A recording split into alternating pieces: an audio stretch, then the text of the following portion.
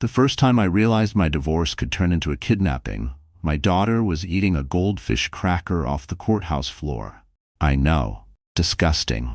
Also, somehow, completely on brand for Manhattan Family Court, where dignity goes to die under fluorescent lights and you learn to stop asking questions you don't want answered.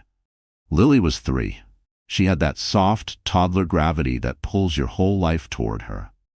One hand in mine, the other smearing orange dust across the glass door like she was signing her name on my future. "Daddy," she said, pointing at the metal detector. "Is that a robot?" "Yeah," I said, because lying is also parenting. "A robot that hates belts." She giggled, and for a second I almost forgot why we were there. Almost. Then Claire's lawyer arrived with that polite, predatory smile people practice in mirrors. Claire followed behind him, looking like a woman in a shampoo commercial who had accidentally wandered into a nightmare. Hair perfect, eyes watery, a cardigan soft enough to make the judge think she baked banana bread on weekends. I'd once loved her. That's the part I still can't say without wanting to bite my own tongue. Claire crouched beside Lily, brushed a curl off her forehead, and whispered something so quietly I only caught the last few words. "If anything happens, you tell them you're scared of him." "Of me." She said it like a lullaby. My stomach dropped so hard I felt it in my knees. I did that thing men do when they're trying to stay calm, tighten the jaw, swallow the rage, pretend it's all just stress, as if rage isn't also a kind of grief. "Excuse me," I said, keeping my voice low, neutral, court-friendly. Claire looked up at me with this practiced innocence, like she'd been born on a witness stand. "Nothing," she said, just reminding her to talk to the judge if she feels unsafe. Unsafe. With me. I wanted to laugh, not because it was funny, but because it was insane. I had never laid a hand on Claire, never laid a hand on Lily. The worst thing I'd done was slam a cabinet door once when the dishwasher flooded and I slipped in socks like a cartoon man with a mortgage. But in the world Claire was building, that cabinet door was now a weapon. That slip was now volatile behavior. My silence was now emotional intimidation. My calm was now coldness. Dana Patel, my attorney, my friend, the only person in this process who spoke to me like I was still human, nudged my elbow. "Ethan," she murmured, "breathe. She wants you to react." Right. She wanted a scene, a clip, a moment that could be described later with the right adjectives. I nodded like I understood, even though my brain was already spiraling. I started doing little pointless things to keep myself anchored. Straightening Lily's tiny jacket zipper, adjusting my watch, wiping cracker dust off my palm with my thumb, again and again. Like if I got my hands clean enough, I could scrub off the accusation too. We went in. The courtroom smelled like old paper and old resentment. The judge sat high above us. Tired eyes, the kind of face that had seen too many families come apart and didn't have the luxury of being shocked anymore. Claire spoke first. Her voice trembled at all the right spots. She talked about concerns, about patterns, about how Lily sometimes cried when she came back from my apartment. Lily cried when her socks were the wrong color. Lily cried because the moon was too far. Lily cried because I wouldn't let her eat ketchup with a spoon. But Claire's story slid right into the grooves the system already had carved. Mother afraid, father defensive. When it was my turn, I tried to be factual. Dates, schedules, calm language, the kind of tone you use in a performance review when you're trying not to scream. I said, "I just want to be her dad," consistently. The judge nodded, made a few notes, and then said something that sounded reasonable until you heard it with a parent's ears. Temporary custody will remain primarily with the mother. Father will have visitation per the schedule. Temporary. As if time couldn't become permanent if someone ran with it. Outside the courtroom, Lily reached for me. I picked her up, breathed in her shampoo. Strawberry, cheap, perfect, and my throat tightened. Claire watched us with that soft smile again. "I'm doing this to protect her," she said. Dana's hand touched my shoulder, warning me not to take the bait. So I smiled back, because I'm not stupid. Because I'm not weak. Because I thought I could outlast her. "Of course," I said. "We all are." Claire's smile didn't move, but her eyes did. Sharp, triumphant, like she'd already chosen the ending and I was just walking toward it. That night, I set Lily's little blue cup in my kitchen cabinet, exactly where it always went, even though she wouldn't be sleeping at my place for days. I rinsed it twice, then a third time, for no reason. I stood there in my quiet apartment, hand on the cabinet door, and a thought landed in me like a brick. If Claire ever decided to disappear, the system would help her do it. And I wouldn't even know it was happening until the door shut. The morning Claire disappeared, nothing felt dramatic enough to deserve the word disappeared. That's the cruel part. It looked like a Tuesday. I woke up at 6:10 a.m. out of habit, even though Lily wasn't with me. My body hadn't learned the new rules yet. I made coffee I didn't finish. I toasted bread I forgot to butter. I checked my phone, then checked it again, like the screen might apologize if I stared long enough. We had a pickup scheduled for 5:30 p.m. Neutral location. A coffee shop near the Upper West Side. The kind of place with reclaimed wood tables and people who say working remotely like it's a personality. At 4:58, Claire texted, "Running a little late." That sentence should be engraved somewhere, a warning label. Running late is how everything bad starts. At 5:22, she walked in with Lily on her hip and a paper bag in her hand. Lily saw me and lit up, that full-body joy kids have, like happiness isn't something they ration yet. "Daddy!" She flung herself at me. Her cheeks smelled like apple juice and something sweet I didn't recognize. Claire handed me the bag. Her things. I peeked inside. Spare clothes, a book, and a stuffed rabbit I'd never seen before. Gray, cheap, brand new, tag still on. "Oh," I said, stupidly. "New friend?" "Just something small," Claire said. Her smile didn't reach her eyes. Again, I almost made a joke. Something about bribery. Something light. Instead, I said, "Thanks." We exchanged Lily like a package that could cry. Claire leaned down, kissed Lily's hair, and whispered something I couldn't hear. Lily nodded, very seriously, like she'd been given instructions for an important job. That should have scared me more than it did. I took Lily to Battery Park. We watched the boats. She asked if they were going to the moon. I told her maybe. I bought her an ice cream even though it was chilly because I wanted her happy. Because I always wanted her happy. Because guilt had already started writing its little notes in my head. At home, she refused pasta and demanded cereal for dinner. I let her.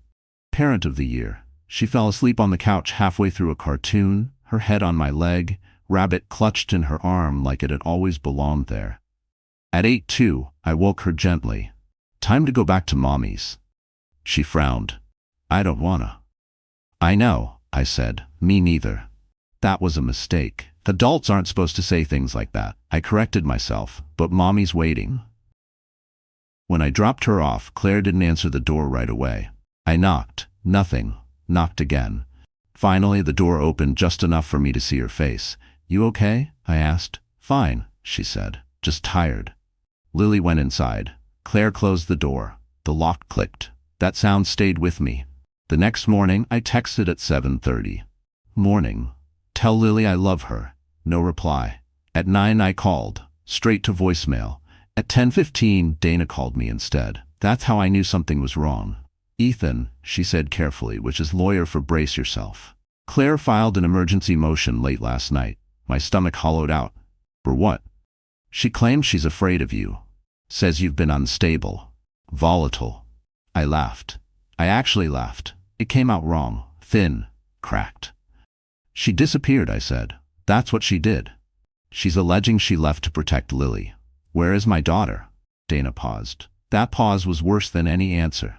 She didn't list an address. I grabbed my keys and drove to Claire's apartment. I rang the bell. Nothing. I banged on the door. A neighbor poked her head out and said, "They moved out last night." Moved out. Like changing couches. I called the police. They were polite, professional, useless. Domestic dispute, custody matter. They took notes like my fear was a grocery list. By noon, Claire's phone was disconnected. By evening, I was sitting on my kitchen floor with the gray rabbit in my hands, pulling at the tag until it tore. That's when it hit me. She hadn't just left, she had planned this. and I was already too late. The first week after Lily vanished taught me something I didn't know about time. It doesn't move forward, it circles. Like a bad neighborhood you keep walking through, hoping this time the lights will be on. Every morning I woke up convinced I'd missed something obvious. A sign, a sentence, a look on Claire's face I should have stopped and interrogated instead of explaining away like a coward with manners. I turned my apartment into a command center that would have impressed absolutely no one. Notes on the table, dates on a legal pad, screenshots printed out because apparently when panic hits my brain reverts to 1997. I logged every call, every voicemail, every non-response. Dana told me to stop. "Ethan," she said, standing in my kitchen, coffee untouched. "This isn't evidence, this is you trying to feel useful." She wasn't wrong. That was the problem. Family court moved like a sedated animal. Motions, responses, delays dressed up as procedure. Claire's lawyer claimed she was in a secure location and that Lily was thriving. I pictured my daughter learning to thrive without me, and something in my chest twisted until breathing felt optional. I wasn't allowed to contact Claire. I wasn't allowed to show up anywhere she might be. I wasn't allowed to defend myself publicly because it could be interpreted. Interpreted by who? A judge who saw me once under fluorescent lights? A system that thought calm men were suspicious and emotional women were credible by default? Dana tried to keep me focused. "We need leverage," she said, "not rage." Rage was easy. Leverage required patience, and patience felt like betrayal. So I hired Hank Mercer. Hank was a private investigator in the way people used to be private investigators. Former cop, bad knees, no illusions. He looked at my file like it weighed something. "She didn't just run," he said. "She exited." Meaning? Money moved, accounts cleaned, that rabbit your kid had? He nodded toward the gray thing on my counter. That wasn't a toy, that was timing. I didn't like how calmly he said it. Hank started pulling records, bank withdrawals, storage units, shipping receipts. Claire had sold furniture, quietly, methodically, like someone packing for a life they'd already chosen. And then there was the name, Mason Crow. It showed up twice, once tied to a wire transfer, once tied to a property LLC in New Jersey. Hank slid a photo across my table. Mason looked like success with teeth. Real estate smile, beach background. The kind of man who wore optimism like cologne. "Who is he?" I asked. "Probably the reason your wife felt brave enough to vanish," Hank said. I stared at the photo longer than I should have. Something about his eyes bothered me. Too relaxed, like a man who'd never had to explain himself to anyone who mattered. That night, I tried to work. I failed.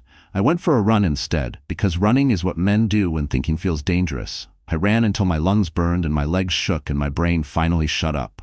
When I got back, my phone buzzed. Unknown number. I answered too fast. "Lily?" Silence. Then a voice. Claire's. Calm, controlled, familiar in the worst way. "She's fine," she said. "You need to stop." "Stop what?" My voice cracked despite my efforts. "Breathing?" "You're making this harder than it has to be," she said. "If you care about her, you'll let this go. Let my daughter go." I laughed again. That thin, broken laugh. "You don't get to rewrite reality and call it peace." "You scared me," she said. "You always did." The lie was so clean it almost impressed me. "Where is she?" I asked. "You'll ruin everything," Claire said softly. "Please." The line went dead. I stood there in my dark apartment, phone in my hand, heart pounding like it was trying to escape a bad story. Hank called an hour later. "I traced a rental van to a storage facility in Queens," he said. "But here's the thing." "What?" "They cleared it out the same night she filed the motion." My stomach dropped. "She knew exactly when to move," I said. "Yes," Hank replied. "And that means she knows exactly what she's doing." I sat down on the floor, back against the couch, staring at Lily's blue cup, still sitting on the counter where I'd left it. For the first time since she disappeared, a thought scared me more than losing her. What if she grew up believing the story Claire was telling? What if one day, Lily remembered me not as her father, but as the man her mother said she escaped? By the second month, people stopped asking how I was doing. They switched to statements instead. "You're strong. This will work out. At least you know she's alive." "At least" is a dangerous phrase. It sounds like comfort, but it lands like dismissal. I learned to nod. I learned to thank people for optimism I didn't feel. I learned that grief doesn't always wear black. Sometimes it wears a calendar reminder and a neutral expression. Family court dragged on. Hearings postponed. Claire's lawyer filed extensions with language so polished it might as well have been laminated. Dana fought back, but even she was starting to look tired. One afternoon she closed my file, rubbed her eyes and said, "Ethan, I need you to understand something." I waited. If she keeps Lily out of state long enough, this stops being a custody issue and starts becoming a jurisdictional nightmare. "How long is long enough?" I asked. Dana hesitated. "Months can turn into years." That sentence rewired something in me. Years meant kindergarten, first missing tooth, learning to read. Years meant Lily forming memories where I was already edited out. I asked Dana, "What would you do if this were your kid?" She didn't answer right away. When she did, her voice dropped. "I'd stop pretending the system moves faster than desperation." That night, I called Hank and told him to dig deeper. No more courtesy limits. No more assuming Claire would eventually do the right thing. Hank exhaled slowly, like a man who'd been waiting for permission. "Then you need to be ready for what we find," he said. What we found was money. Claire hadn't just withdrawn cash. She'd moved it. Small amounts, spread out, routed through accounts that looked clean until you stared too long. Mason's fingerprints were everywhere. I started Googling Mason like it was a second job. Real estate seminars, motivational quotes, photos of ocean views, and smiling couples. In one photo, his arm rested on a woman's shoulder. The woman wasn't Claire. At least, not yet. That discovery did something ugly inside me. Not jealousy. Something colder. Recognition. Claire hadn't run because she was afraid. She'd run because she'd been offered a better story. A story where she wasn't divorced, where she wasn't questioned, where she wasn't shared custody Claire. She was the heroine escaping danger, and I was the villain who made the escape necessary. I started attending a court-mandated anger management class. Not because I needed it, but because refusing would look bad. I sat in a folding chair in a church basement with men who had actually lost control. One guy punched walls. One guy flipped tables. When it was my turn to speak, I said I slammed a cabinet door once. They stared at me. The facilitator nodded seriously. Anger manifests in many forms. I bit my tongue so hard I tasted blood. After class, a man clapped me on the back and said, "At least you get to see your kid." I didn't correct him. I didn't have the energy to explain absence to someone who thought proximity was guaranteed. Sleep became optional. I lay awake replaying conversations that no longer mattered, searching for a moment where I could have changed the outcome. I started apologizing to Lily out loud, alone in my apartment, like she could hear me through the walls. I kept the blue cup on the counter. I washed it every night. Not because it was dirty, but because it was there. Hank called near midnight one evening. "I found something," he said. "What kind of something?" "A pattern unit, short-term rentals, not New York anymore." My chest tightened. "Where?" "Arizona," Hank said. "Then maybe further west." West meant distance. Distance meant intent. I sat down on the edge of the bed. "Can you find her?" "I can try," he said. "But Ethan, people who do this don't plan on coming back." After the call, I stood in the shower until the water ran cold. I rested my forehead against the tile and let myself feel it. Everything I'd been holding back so I wouldn't crack in front of judges and lawyers. Fear, rage, shame, and then something else. Resolve. Claire had built a narrative where I was dangerous because I was predictable, calm, rule-following, convenient, fine. I would still follow the rules, but I would follow all of them. And I would not disappear from my daughter's life quietly. Not now. Not ever. By the third year, hope had started to feel irresponsible. Like leaving a candle lit in an empty room and calling it faith. I moved to Boston for work, or at least that's what I told people. A new role. A new team. A clean break from a city that had too many sidewalks Lily once skipped across. The truth was uglier and simpler. New York had become a museum of things I'd lost, and I couldn't afford the admission anymore. Boston was colder, quieter, less interested in my personal tragedy. I liked that. The Charles River didn't care who I was or what I'd failed to protect. It just kept moving, gray and steady, like time with better PR. I kept going because stopping felt like surrender. Hank and I talked less often, but when we did, it was dense. No small talk. Just updates. Dead ends. A lead in Phoenix that evaporated. a forwarding address that turned out to be a mailbox inside a grocery store. Someone had taught Claire how to vanish properly. Dana warned me about burnout. I ignored her. Burnout implies you can turn off. I couldn't. I went to therapy because everyone told me to. I sat on a couch that smelled faintly of peppermint oil and answered questions like I was filling out a tax form. "What do you feel guilty about?" the therapist asked. I thought for a long time. That I'm still functional, I said. That I can eat lunch. That I sometimes laugh at dumb things. She nodded like that made sense. Apparently it did. One afternoon, I spotted Mason Crow in Newport, Rhode Island. I wasn't supposed to be there. Hank tipped me off that Mason was hosting an open house, waterfront property, glass everywhere, optimism baked into the walls. I drove down without thinking it through, which I'd learned was a dangerous habit. I stood across the street, pretending to scroll through my phone like a man with somewhere else to be. Mason shook hands with strangers. He laughed. He gestured toward the ocean like he'd invented it. I wanted to cross the street and ask him one question. "Where is my daughter?" Instead, I took photos. I noted license plates. I walked away like a coward with discipline.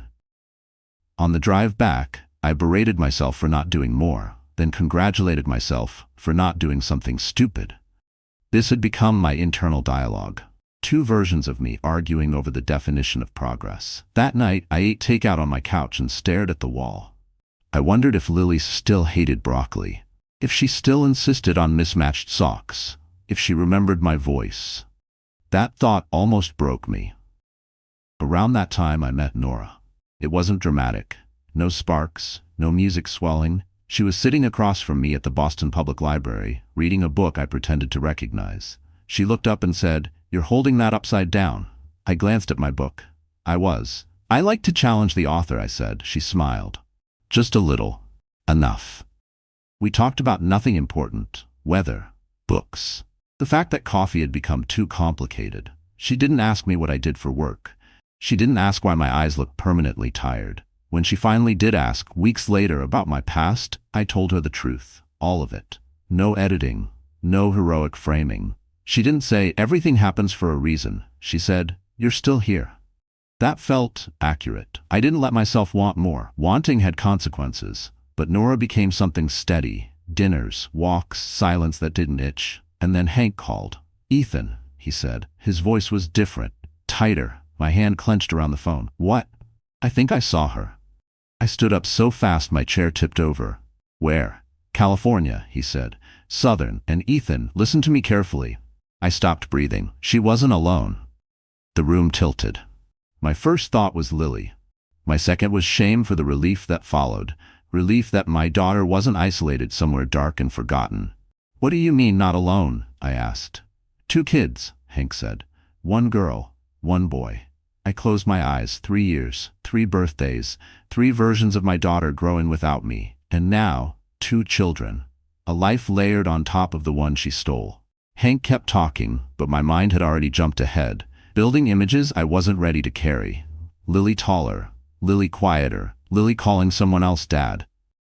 I sat down hard on the floor, back against the couch, just like I had the first night she disappeared. Some habits never leave. "I'm flying out," I said. "Ethan, I'm flying out," I repeated. Calm, flat, dangerous. After I hung up, I stared at my phone for a long time. Then I called Nora and told her I had to leave town. She didn't ask where. She just said, "Do you want company?" I didn't answer right away, because if I went to California, I wasn't going to find closure. I was going to find the truth. And the truth, whatever it was going to hurt. The flight to Los Angeles felt longer than it was. Middle seat, a crying baby behind me. A man to my left who kept falling asleep on my shoulder like we were in an emotionally distant relationship. I didn't complain. Discomfort felt appropriate, like a tax. When I landed, the air was wrong. Too warm, too bright. California light doesn't ask permission, it exposes. I met Hank near Santa Monica, outside a coffee shop that sold optimism in recyclable cups. He didn't greet me. He just handed me his phone. The photo wasn't blurry. That was the problem. Claire stood on the sidewalk wearing a wide-brim hat and sunglasses, her hair lighter than I remembered. She was laughing, actually laughing. Her hand rested on the shoulder of a girl who looked about 9 or 10. My chest seized. The girl had Lily's posture, that slight inward tilt, like she was always bracing for the world. Same slope of shoulders, same way of standing with one foot turned out. "That's her," I said. Hank didn't argue. "I think so too." And then I saw the boy. Smaller, maybe 4 or 5. He was holding Claire's other hand, dragging his feet like kids do when they don't want to leave somewhere fun. Mason walked a few steps behind them, pushing a stroller loaded with grocery bags like a man who knew where he belonged. They looked normal. That hurt more than anything. We followed from a distance. I kept my head down, heart up in my throat. Every instinct screamed at me to run, to call her name, to do something dramatic and irreversible. Hank caught my sleeve. "If you approach her, she disappears again," he said, "and this time, we may never find her." So I watched. I watched my daughter buy ice cream with money that wasn't mine. I watched her listen to Mason like he mattered. I watched Claire lean down and wipe chocolate from the boy's mouth with a tenderness she hadn't shown me in years. Something inside me cracked, but quietly. No fireworks, just a slow split. They drove south. We followed until the streets turned quiet and manicured, until the houses all looked like they'd been approved by the same committee. Irvine. Gated. Private. Hank wrote things down. License plates, entry times, patterns. I stood there like a ghost with a pulse. "She's built a life," I said. "Yes," Hank replied, "on top of yours." That night I stayed in a motel that smelled like bleach and regret. I sat on the edge of the bed and stared at my hands. They were steady. That scared me. I called Dana. She listened without interrupting. When I finished, she said, "Do not confront her." "I know." "Do not contact her." "I know." If Lily is there, and if there are altered documents, this isn't just family court anymore. "What does that mean?" "It means federal," Dana said. "But it also means slow." Slow felt unbearable. "What if they leave again?" I asked. "Then we move fast, but clean," she said. "One wrong move and she turns you into the threat again." I hung up and sat in the dark, listening to the hum of the air conditioner. My phone buzzed. A text from Nora. "Did you find what you were looking for?" I stared at the screen, then typed, "I found my daughter." 3 dots appeared. Disappeared. "Are you okay?" I thought about the girl I'd seen licking ice cream under a sun she'd probably loved now. About the boy who wasn't mine but would be collateral damage. About Claire, still good at stories. No, I typed, but I will be. The next few days blurred together. Surveillance, notes, quiet coordination. Dana flew in, meetings happened in parked cars and borrowed offices. I wasn't the center of things anymore, and that was a relief. One morning, Claire didn't take the kids to school. Hank noticed first. "That's a change." My pulse spiked. "Change how?" "She's never skipped a weekday. Not once." Dana didn't hesitate. "She knows." Knows meant running. Again, we moved not with sirens, not with shouting, with paperwork, with warrants, with people who wore calm like armor. When the knock came at the gate, I stayed back. I didn't want Lily's first clear memory of me to be chaos. I waited in a car down the street, hands locked together, jaw clenched so tight my teeth hurt. Minutes passed, maybe more. Then Dana opened the door and looked at me. "We have her," she said. "Not you win. Not it's over. Just we have her." I didn't cry. Not yet. Because I knew the hardest part wasn't finding my daughter. It was making sure she didn't have to lose another parent to the truth. The first thing I noticed was how quiet everything stayed. No screaming, no sirens, no neighbors filming on their phones like it was entertainment. Just men and women with badges doing their jobs while a life cracked open behind a white gate. Dana told me to wait. I hated that she was right. From the car, I could see the edge of the driveway. The sun hit the pavement like it had nothing to do with us. California kept being beautiful. That felt personal. Then I saw Lily. She wasn't running, she wasn't crying. She walked between 2 adults from child services, holding a clipboard like it was a shield. She was taller, thinner. Her hair was longer, pulled into a braid that swung when she moved. She did not look at me. That hurt more than if she had. Claire came next, hands cuffed in front, sunglasses gone, mascara not crying anymore. She tried to say something to Lily, but a social worker gently blocked her. I didn't feel victory. I felt nausea. Dana opened my door. "Ethan," she said quietly, Listen to me. Do not rush her. Do not touch her unless she asks. Let her lead. I nodded like I understood. I didn't, but I trusted Dana more than I trusted my instincts. Lily sat across from me in a small room at a nearby child advocacy center. Beige walls, too many inspirational posters, a box of toys no kid ever actually wants. She looked at the floor. My name is Lily, she said. Her voice was careful, practiced. I know, I said. I kept my hands on my knees. Open, visible. I'm Ethan. She glanced up, just a flicker, then back down. Mom said you don't like that name, she said. Of course she did. I love your name, I said. I picked it, after my grandmother. That wasn't part of Claire's story. I saw the confusion cross Lily's face like a cloud. Silence stretched, I let it. Finally she asked, are you mad at her? There it was. The question kids ask when they're afraid the answer will break something. I'm mad about what happened, I said slowly, but I'm not mad at you, and I'm not here to take you away from anything you love. She frowned. They said you would. I swallowed. They were wrong. She studied me like I was a puzzle someone had forced her to solve too young. Then she looked at my hands. You're shaking, she said. I looked down. I was. Yeah, I admitted. That's because I'm scared of messing this up. That surprised her. Honesty does that. A tear slipped down her cheek. She wiped it away fast, angry at herself. I didn't comment. I just waited. After a long moment, she said, I used to have a blue cup. My chest collapsed inward. I still have it, I said. It's in my kitchen, she nodded. Like that answered something important. Across the hall, I could hear raised voices. Mason. Angry now. The calm salesman voice gone. Claire crying again, louder this time. The truth had teeth and it was biting back. A social worker stepped in. Ethan, we're going to need to separate for a bit, she said gently. There will be interviews, DNA confirmation. This may take time. Time. Again. Lily stood up. She hesitated. Then without asking, she reached out and touched my sleeve, just 2 fingers.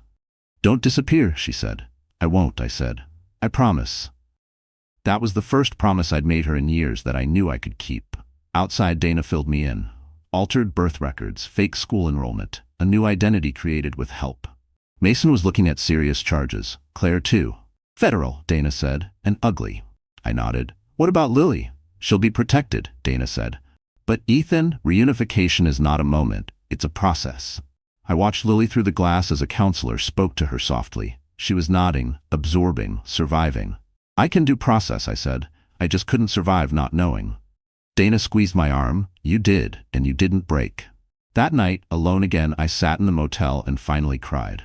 Not because I'd won, but because my daughter was real again. And now came the hardest part. Teaching her that the truth, even when it hurts, does not mean abandonment. The DNA test felt obscene. Not because I doubted Lily was mine. I never did. It felt obscene because after everything, after courtrooms and lies and miles and years, I still had to reduce my fatherhood to a lab result in a plastic envelope. Dana warned me it would take a few days. I nodded like a reasonable adult. Inside, I was counting minutes like a man defusing a bomb with no instructions. Lily stayed in temporary care during the process. Safe, supervised, structured. All the words that sound good on paper and feel awful in real life. I was allowed short visits, always watched, always timed. The first visit, she sat across from me with her hands folded like she'd learned manners as a survival skill. They said you might not be my real dad, she said flatly. There it was, the poison Claire had left behind. I am, I said. Then I corrected myself because Dana had drilled this into me. And if the test says I am, it won't change who you already know me to be. She considered that. Mom said tests can be wrong. Sometimes, I said, but people lie more often than tests. She almost smiled. Almost. In the hallway afterward, a social worker pulled me aside. She's very composed, she said. That usually means she's holding a lot in. I nodded. She learned that early. While Lily was being evaluated, the rest of the story started collapsing under its own weight. Mason's calm finally cracked. Financial records didn't care about his smile. Shell companies unraveled. The support network that helped Claire vanish turned out to be less nonprofit and more pipeline, money moving through fear and paperwork. Claire tried a new angle. She cried, loudly, publicly. She talked about trauma, about motherhood, about how she'd only done what she thought was best. No one asked her why that best required forged documents and erased histories. When the results came in, Dana didn't hand them to me right away. She sat across from me, folded her hands, and said, "You're her father." I didn't move. I didn't cry. I just closed my eyes and breathed like someone who'd been underwater too long. The official reunification plan followed. Therapy. Gradual transition. No overnight visits yet. No sudden changes. The system was determined not to break what was already cracked. Lily tested the plan immediately. On our third visit, she crossed her arms and said, "If I come live with you, will you leave too?" The room went quiet. "I won't," I said. She stared at me. "Mom promised things too." I swallowed. "I know." Silence stretched. I let it. Then I said, "The difference is, I'm not asking you to believe me right away. I'm asking you to watch what I do." She nodded slowly. That mattered more than words. A week later, she asked if she could see my apartment. Not move in, just see. When she walked into my place, she stopped short in the kitchen. The blue cup sat on the counter, clean, dry, waiting. She picked it up like it might disappear if she blinked. "You kept it?" "Yeah," I said. I didn't know where else it should go. That night, after she left, I sat on the floor and laughed quietly at myself. Years of searching, and the thing that proved my love wasn't a legal document. It was a cup. Claire's hearing happened 2 months later. She avoided my eyes. Mason didn't. His stare was angry now, cornered. The judge didn't raise his voice. He didn't need to. The facts were enough. When Claire was led away, she looked back once. I didn't look away. Not out of cruelty, out of closure. Lily asked about it later. "Is Mom going away forever?" "No," I said, "but she has to face what she did." "Is that punishment?" she asked. "It's responsibility," I said. "They're not the same." That answer seemed to settle somewhere inside her. The first night Lily slept over, she stood in my doorway, unsure. I patted the bed beside me. She climbed in, stiff as a board. "Stay," she whispered. "I'm not going anywhere," I said. She fell asleep holding the sleeve of my shirt like an anchor. I didn't move all night. The trial took longer than anyone wanted, and exactly as long as it needed to. That's the lie people tell you about justice, that it's slow because it's careful. The truth is messier. It's slow because it has to unwind every story someone worked hard to knot. I wasn't required to attend every hearing, but I went anyway. Not because I needed to see Claire punished. I needed to see reality spoken out loud, under oath, without the soft lighting she used when she lied. Mason went first. Without his confidence, he looked smaller, older. The man who once sold dreams with ocean views now struggled to sell his own innocence. Financial records stacked up like gravity. Shell companies, transfers, messages coordinating safe houses and news starts. When the prosecutor read one message aloud, "She'll never be able to follow if we do this right," I felt my jaw tighten. Claire stared straight ahead. Her turn came, and she tried to turn the courtroom into a confessional. She spoke about fear, about control, about how motherhood had changed her. She cried at the right moments, wiped her eyes with trembling hands. I watched the judge's face, unmoved. Facts don't care about tone. When the forged birth certificate was entered into evidence, something shifted. The air itself seemed to harden. This wasn't a custody dispute anymore. It was a series of crimes with a child at the center. Lily wasn't in the courtroom, thank God. But she felt it anyway. That night she asked me, "Are they talking about me?" "Yes," I said. "But you don't have to carry it." She thought about that, then said, "I think they're angry they got caught." I blinked. "That's very perceptive," she shrugged. "People do that." I didn't ask how she knew. The verdict came on a gray morning that felt appropriately uncelebratory. Mason was convicted on multiple counts. Claire accepted a plea deal that included prison time and the loss of assets tied to the scheme. When the judge read the sentence, Claire finally looked at me. Not with hatred, with something closer to disbelief. Like she truly believed the story would protect her from consequences. It didn't. Outside the courthouse, reporters asked questions I refused to answer. I said one thing, and only one thing. My daughter deserves privacy. That became the headline anyway. Not because I wanted it to, because it was the only truth that mattered. Life didn't snap back into place after that. It tilted, slowly, carefully. Lily moved in full-time 2 months later. Her room was simple, nothing overwhelming. She unpacked like someone who expected to leave again. I let her. Trust isn't demanded, it's observed. She tested me in small ways. Big emotions over tiny things. Doors slammed, silence weaponized. I didn't react. I stayed consistent, boring even. One night she exploded because I bought the wrong cereal. "You never listen," she yelled. I crouched down to her level. "I'm listening now." She stared at me, breathing hard, waiting for me to disappear. I stayed. Later, she cried into my shirt and whispered, "I don't know how to stop being mad." "I do," I said. "You don't stop it. You learn where to put it." Nora remained present, but never intrusive. She let Lily set the pace. They bonded over small things: music, bad TV, mutual sarcasm. I watched from a distance, grateful and cautious. One evening, months later, Lily asked a question that felt like a door opening. "Do you think I'll be okay?" I answered honestly, "I think you already are. You're just catching up to it." She smiled. Real this time. The past didn't vanish. It stopped owning us. Some nights were still hard, nightmares, questions without clean answers. But mornings came, breakfast happened, life insisted on continuing. And for the first time in years, I wasn't afraid of that. The life we built afterward didn't arrive with music. It came quietly, like a habit. Mornings became predictable in the way trauma survivors secretly crave. Lily woke up early, always earlier than necessary, as if she didn't trust sleep to keep its promises. She padded into the kitchen in socks that never matched and judged my coffee choices like a tiny critic. "You drink it too black," she'd say. "I like to suffer," I'd reply. That earned an eye roll. Progress. I learned that healing isn't about big conversations. It's about repetition. Showing up when nothing dramatic is happening. Staying when no one is watching. Lily started calling the apartment home by accident first. Then on purpose. She still asked about Claire sometimes. Not every day, not even every week. The questions came in waves, usually at night, usually when something good had happened and her brain felt unsafe with calm.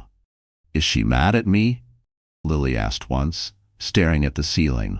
"No," I said. "What she did wasn't because of you." "Then why does it feel like it is?"